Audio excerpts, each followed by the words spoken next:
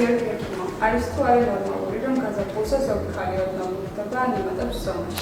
Რა თქმა უნდა, არა, სასურველია რომ ხალი ნებისმიერ სეზონზე იყოს შეუცვლელი, თუ არა აქვს მნიშვნელობა, ზამთარში შეიძლება იყოს აღნიშნული ცვლილებები, მაგრამ უფრო მეტად მზის მაღალი ინტენსივობიდან გამომდინარე, როცა მზიანი პერიოდი გაზაფხულით იწყება და ხშირად ასოცირდება გამზეურის მოყვარულებისთვის ნაადრევ გარუჯვასთან, შესაძლოა ეს იყოს ხელშემწყობი ფაქტორი იმისა, რომ ხალმა შეიცვალოს ფერი ან ზომა.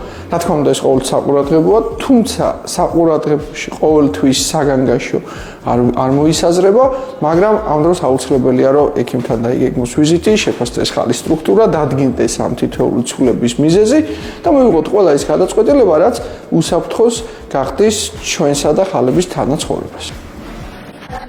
დიახ, გისმენთ.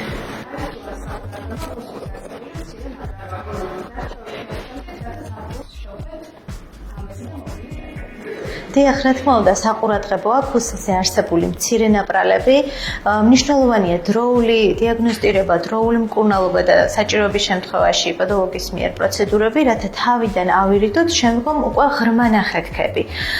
მნიშვნელოვანი არის სწორედ ჩატარდეს პროცედურა პოდოლოგიური კუთხით, რათა ზაფხულში მივიღოთ ჯანმრთელი, მოვლილი, დატენიანებული ტარფები.